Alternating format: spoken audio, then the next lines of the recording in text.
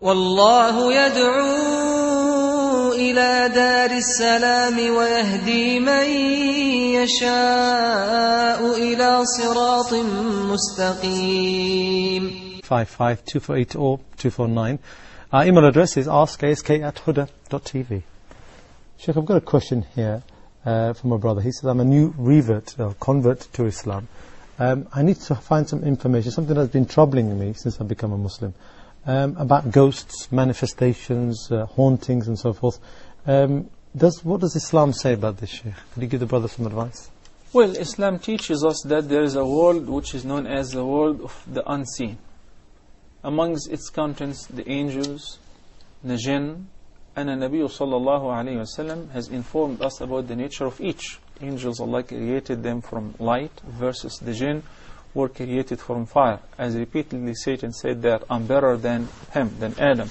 He created him from mud, while he created me from smokeless flame in one ayah, from fire in another ayah, and so forth. Concerning the jinn, which basically what you're referring to, Allah subhanahu wa ta'ala says about their nature, إِنَّهُ يَرَاكُمْ هُوَ وَقَبِيلُهُ مِنْ حَيْثُ لَا تَرَوْنَهُم. That Satan and his company could see you while you could not see them. And they do have the ability of disguising in any form and shape. And they do have the ability of being presented before you as a human, or as somebody who passed away, or. There is no way of communicating with the jinn, with us as humans, as believers, unless some of those who disbelieve in Allah subhanahu wa ta'ala and utilize the jinn as they used to utilize them before Islam to inform them about what's going to happen tomorrow. Allah subhanahu wa ta'ala says in Surah Al-Jinn that they used to go up and ascend to listen to the writings of the angels with the commands that Allah subhanahu wa ta'ala is dictating to them to be executed in this coming year.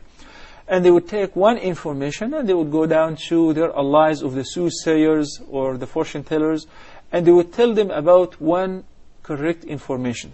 For instance, there will be an earthquake, 7 point whatever, in Japan, and that many people will die.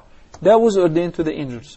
So they will take this information and they will go to some soothsayer somewhere who has a microphone and will tell the people or write a book that I expect an earthquake to take place in this area. So when it happens, it doesn't mean that he knew the unseen, but he used to be the jinn, would overhear the informations from the angels and reveal them to their allies. So Allah subhanahu wa ta'ala stopped that. So the only way of communicating with the jinn through disbelieving in Allah subhanahu wa ta'ala. And that's why there is several methodologies of treatment of possession, or whenever somebody is possessed with the jinn. That happens.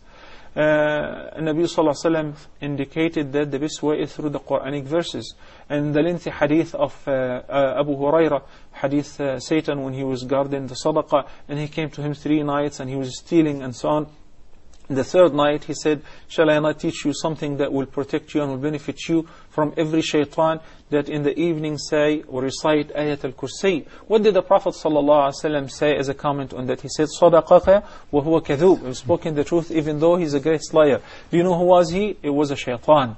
So shaitan, the ghosts, whatever, are very weak when it comes to protecting yourself and immuning yourself with the Quranic verses such as Ayat al-Kursi, Allahu la ilaha illa huwa al-hayyul qayyum, Surah al-Baqarah, the greatest ayah ever, and al-Mu'awwidhat, Qul huwa Allahu ahad, Qul a'udhu bi rabbil falaq, and Qul a'udhu bi rabbin nas. And if you recite the adhkar of the morning and the evening, beyond that, you're not supposed to think about the jinn and if they could harm you or not, because you're already protected. Nothing would harm you if you recite these adhkar and these verses which are just quoted right now.